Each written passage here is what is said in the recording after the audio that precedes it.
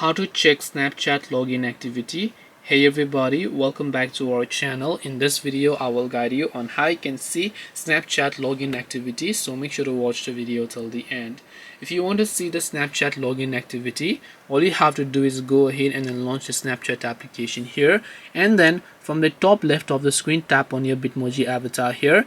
Once you tap the Bitmoji avatar, tap the gear icon from the top right again to come to settings page. Now once you're here, scroll down all the way to the very bottom until you look for this option right here known as save login info, and then make sure to tap on it.